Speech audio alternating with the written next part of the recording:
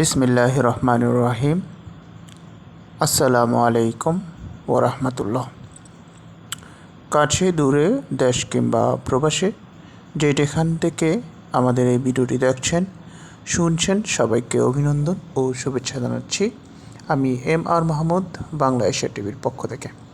আশা রাখি সবাই ভালো আছেন, সুস্থ আছেন।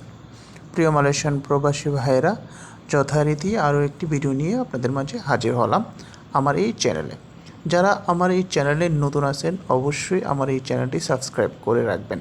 আমার ভিডিও যদি ভালো লাগে লাইক, শেয়ার, কমেন্ট করে সাথে থাকার চেষ্টা করবেন। আজকে আমি কথা বলবো RTK 2.00 প্রোগ্রামে যারা ফিঙ্গারপ্রিন্ট করেছেন, মেডিকেল করেছেন, এমনকি আপনাদের যে কার্যক্রম ছিল সেই কার্যক্রমগুলো অনলাইনেও এসেছিল। আবার অনেকে তলাক হয়েছে, রিজেক্ট হয়েছেন অনেকে। আপনাদের আসলে কী করা উচিত বা এখন এর মধ্যে আপনাদের জন্য কোনো সুখবর আসতে পারে কি না, এ ব্যাপারে বিস্তারিত আজকে আলোচনা করব।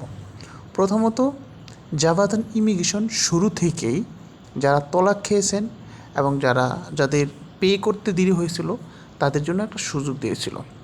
জাভাদান ইমিগ্রেশন যে পুত্রাজয় যে শাখা আছে সেখানে একটি শাখা নির্মাণ করেছিলেন, শাখা তৈরি করেছিলেন। সেখানে বলা হয়েছিল যারা এরকম সমস্যার মধ্যে আছেন, যারা পে করতে দেরি করছিল, তলাক হয়েছে বা যে কোনো প্রবলেম হয়েছে এ ব্যাপারে যেন তারা আলোচনা করে। সেই বিষয়টা কিন্তু এখনও পর্যন্ত চলমান।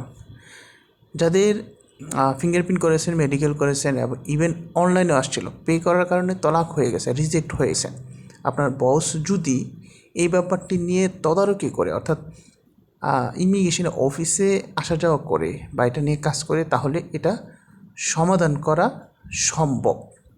তবে যাদের ভিসা একেবারে রিজেক্ট হয়েছে, যেমন মেডিকেল কথা এগুলো পাওয়ার পরেও আপনারা ভিসা পাননি, আপনাদের ভিসাটা একদম রিজেক্ট হয়ে গেছে, সে ব্যাপারে ইমিগ্রেশন এখনও পর্যন্ত কোনো মুখ খোলেনি। তবে আশা করা যাচ্ছে যে যারা তলাক খেয়েছেন, পাসপোর্টের কারণে হোক, 2023 সালে আসছেন এই কারণে হোক বা যে কোনো কারণে হোক, আপনারা যদি তলাক খেয়ে থাকেন তাহলে আপনাদের জন্য একটা সুখবর কিন্তু আছে। যদি সুখবরটা নাও আসে তাহলে আপনাদের জন্য কিন্তু অপেক্ষা করতে হবে আবার নতুন করে সুযোগ না দেওয়া পর্যন্ত।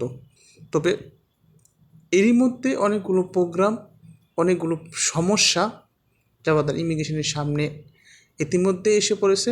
প্রথমত হচ্ছে যারা রিহিয়ারিং পদ্ধতিতে ভিসা করেছিলেন তাদের ভিসা অলরেডি 13 নম্বর পর্যন্ত শেষ হয়ে আসছে। এদিকে মাইজি যে প্রবলেমগুলো আছে, মাইজির সাথে যে প্রবলেমটা সেটা হচ্ছে গত 2 বছর আগে মাইজির সাথে আরও 2 বছরের জন্য ভিসা রিনিউর ক্ষেত্রে যে চুক্তি ছিল সেটার মেয়াদ বাড়িয়েছিল, সেটার মেয়াদও কিন্তু অলরেডি শেষ হয়ে আসছে। অর্থাৎ চুক্তি শেষ হওয়ার পরে মাইজি যে বিষয়গুলো আছে সেগুলো আর মাইজি কোম্পানি থেকে রিনিউ করা যাবে না বা মাইজির নামে রিনিউ করা যাবে না। সেই ক্ষেত্রে কিন্তু এই ভিসাগুলো কিন্তু বাতিল হবে। তো সেই ক্ষেত্রে কয়েকটা বিষয় জাভাদান ইমিগ্রেশনের সামনে এসে পড়লো, সেটার জন্য অবশ্যই ইমিগ্রেশনকে একটি পদক্ষেপ নিতে হবে। প্রথমত 2023 সালে যারা আসছিল ফিঙ্গারপ্রিন্ট, মেডিকেল, পে সব কিছু করেছিল, অনলাইনে হয়েছিল, কিন্তু তলাক পড়ছে, এরা এক শ্রেণীর লোক আছে, তারা তলাক পড়ছে, তারা সামনে আসেন। মাইজির যে সমস্যাটা সেটা সামনে আসে, রিহিয়ারিং পদ্ধতিটা যে আছে সেটা সামনে আসে। এইদিকে যে STOর মাধ্যমে অর্থাৎ সাধারণ ক্ষমার মাধ্যমে যে প্রবাসীরা দেশে যে চলে যাইতে পারতেন সেটারও কিন্তু গত ডিসেম্বরের 31 তারিখে শেষ হয়ে আসছে।